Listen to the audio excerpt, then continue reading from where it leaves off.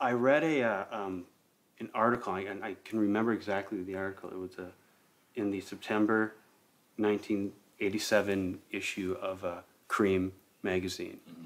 And I bought it because my favorite band at the time, Fleetwood Mac, was on the cover. And this is like Tango in the Night era of Fleetwood Mac. This tells you how like out of it I was, mm-hmm. you know. And so I bought that, and I was reading through that, and I came across this article on this band called Replacements. And what struck me was just how ugly they were. I mean, that really it was surprising, you know. Westberg was wearing bright orange pants and bright green shoes that he'd drawn like a $ sign on. And his teeth were all bad. That kind of freaked me out a little bit. You know, I thought bands they didn't look like that. You know, they're supposed to look like Glass Tiger or something like that, you know. How old were you at the time? I was about 14. And I remember I didn't like that. I thought they just looked like a bunch of clowns. And I was sort of like kind of offended by that, but curious. And so they were raving about, you know, Pleased to Meet Me. So I had my mom like drive me to like the mall, you know, and I got like the cassette tape of it, and I brought it home, and I put it in my boom box, my little JCPenney boom box I had like on my toy chest. And that was it. It sounds cheesy, but there was something that just kind of clicked, that clicked on. Like I'd been like a sleeper, and something was touched off. You know, something in my code, in my DNA, something went off like that. And then that was it. I just started listening to them all the time. Like every day. I would come home from school and listen to that album. And that was like my after-school activity. For the longest time, I thought like Please to Meet Me was like their only album. Mm-hmm. I didn't know anything about them because you couldn't find out about them. I was talking about them in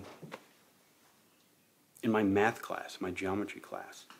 And no one in my school listened to Replacements. Nobody did. And my geometry teacher, Mr. Olson, heard me and said, yeah, I like the Replacements too. He was like the only person in school was the geometry teacher, you know, and he was this weird guy. And he made me a tape. It was Tim, and the second side was Let It Be, and he left Gary's Got a Boner off. Because I maybe assumed like if my mom found it, he'd get like fired or something like that. Yeah. Which somehow like really made it like personal. Mm-hmm. You know, like I didn't know about that song till like years later. This hidden track, which wasn't hidden for anyone but me. I lived on this farm, and we were sort of in the middle of nowhere. I did start kind of pretending like I knew them a little bit. Mm-hmm. I started pretending that they were, you know, kind of friends, but kind of like older brothers, you know. And I would talk to them, and specifically Tommy, because I think just because he was younger, mm-hmm. He was closer to my age, yeah. And he looked cooler, and he had the better hair, so he was sort of like he was the big brother I didn't have, and I'd kind of run things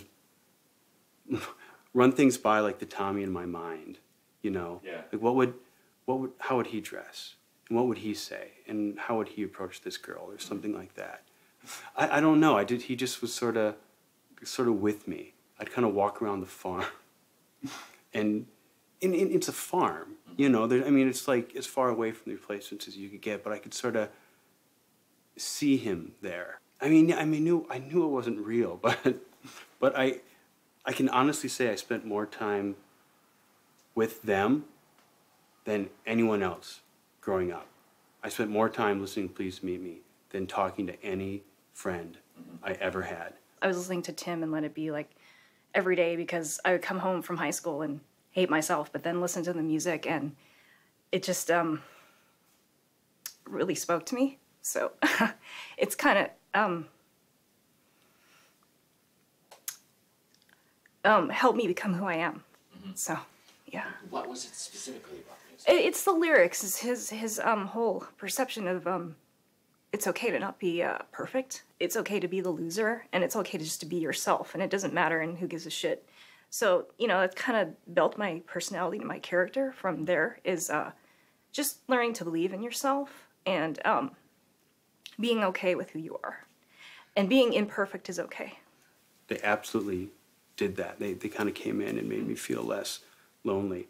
Made me feel less lonely, less of a freak, less of a weird, shy little kid on a farm in the middle of nowhere, which is pretty much what I was, you know.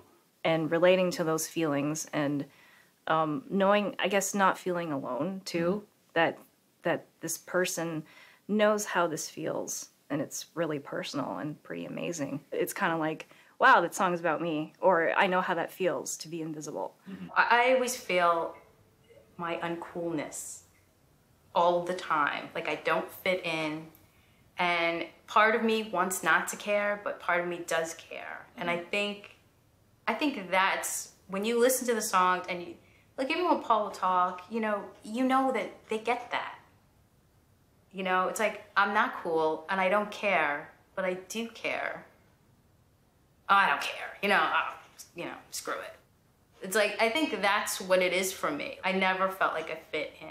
I was always not even like so weird that you take notice, but so weird that nobody would notice. Like invisible. We meet people from high school and they don't even remember me. It was like I wasn't even there. And that's a little bit sad, but. You know, is life worth it? My parents don't understand me. I hate my friends. I don't even know if they like me. What's my purpose in life? You know, and it does change your life. It makes you feel like, you know what? I'm not what all the kids at school that are cool say I am. I'm not a loser. Like, there are other people that feel the same way, and maybe I am a loser, but I'm the best looking loser ever. You know, and that's Tommy Stinson, that's Paul Westerberg. Those are the guys. We're the coolest losers you're ever gonna meet. The Replacements, to a degree, embodied that, because you had this, a janitor, a crazy drunk, and a little kid come together in this band, and it was really effective. It was a different slice of that, like, weirdo pie.